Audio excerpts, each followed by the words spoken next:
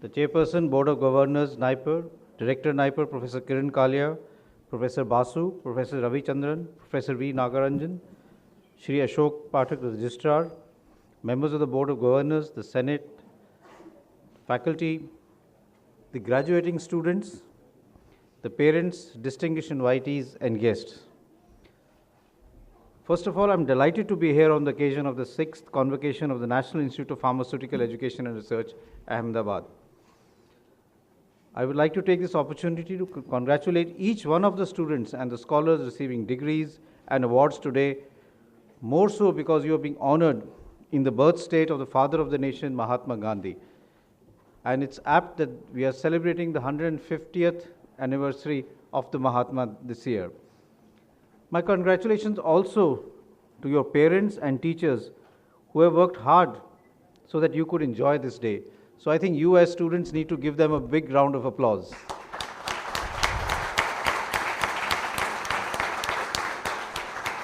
Thank you.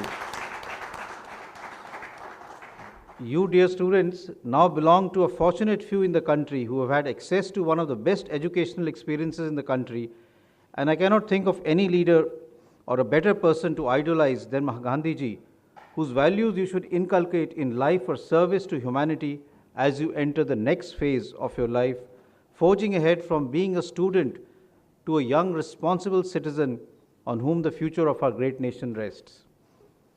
It is well known that a country's development depends on providing quality education in all areas, and in the 21st century, it is centered on science and technology. In many ways, we are living through a revolution in science and technology, and I think all of us who have lived through the last 15-20 years realize that.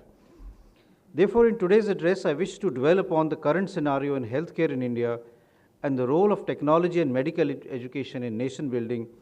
And I think it's important for you as you enter this new phase in your life where you as the young, ignited minds can really make a difference as far as the future of the country is concerned. Healthcare in India has come a long way in the 7 decades since independence. If you look at our average lifespan, it is much higher than what it was before, and many diseases have moved from being lethal to treatable, and some, like smallpox and even polio, have been eliminated.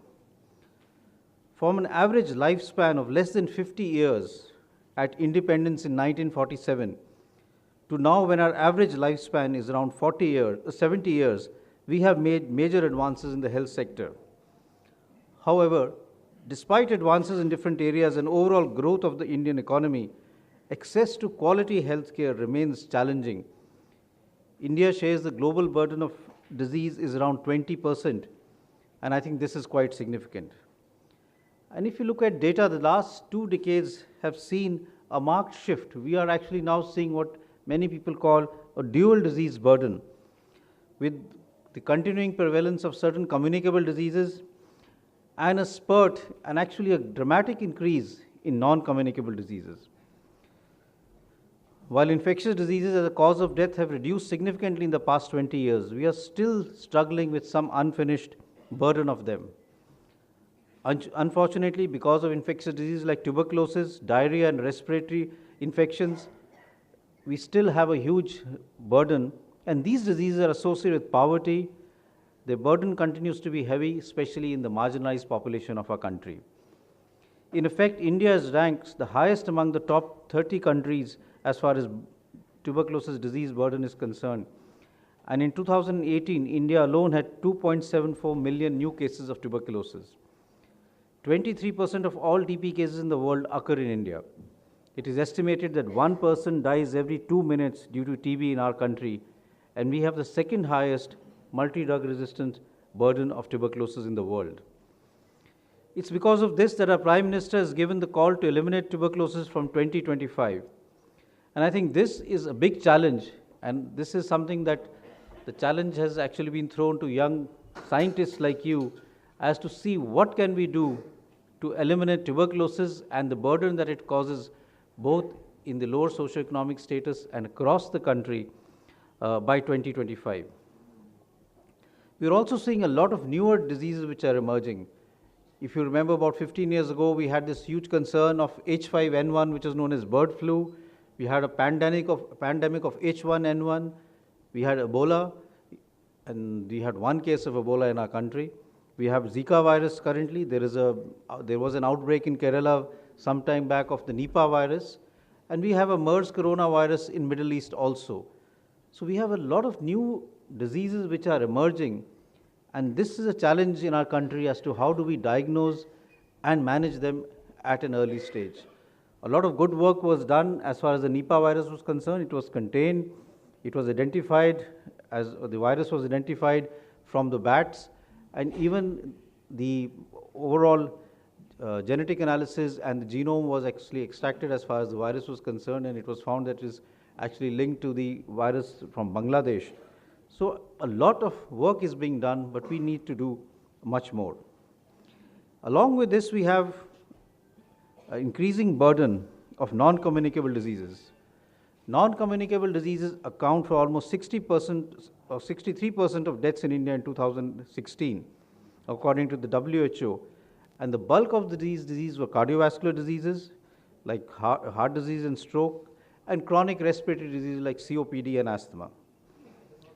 According to the Burden of Disease paper, which was published in the Lancet last year in 2017, somewhere around 2003, in India, the national burden of disease shifted from communicable diseases to non-communicable diseases. What that means is that now we tend to see more of non-communicable diseases like heart diseases, strokes, chronic respiratory diseases, cancers, than what we were seeing before 2003. This transition has occurred in different states at a different level. That is why that paper was actually entitled Nations Within a Nation, because transition occurred more rapidly in the southern states, much more slowly in the central part of India. But somewhere around 2003, on an average, we have started seeing more and more of non-communicable diseases, and this has affected what we call the disability-adjusted life year loss also. Also, it's been well noticed that these diseases occur early in our population. For example, if you look at the heart attack amongst Indian, the average age is around 53 years, and this is at least 5 to 10 years earlier than the global population.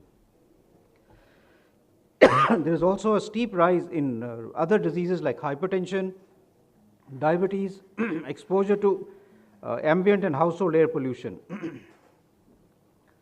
While smoking and alcohol also contribute to the rise of non-communicable diseases, the leading risk factors for daily are actually malnutrition, air pollution, dietary habits, high systolic blood pressure, and high fasting blood sugars.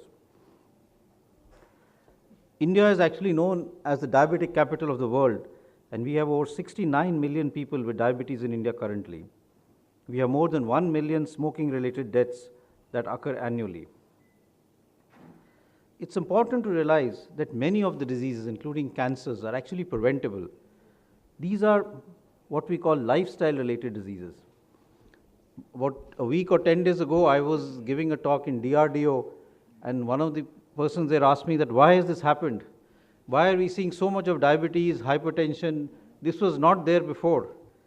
He asked me, कि क्या बदल गया है? What has changed? And what I told him was कि हवा बदल गई है, पानी बदल गया है, हमारे जीने का ढंग बदल गया है, बोलचाल बदल गई है, खाना भी बदल गया है. What it basically means is that all these diseases have occurred because of a change in our basic lifestyle. Smoking has gone up. There is increasing prevalence of smoking in the younger age group, in women. Obesity is going up. We are doing a study, we are looking at obesity in children.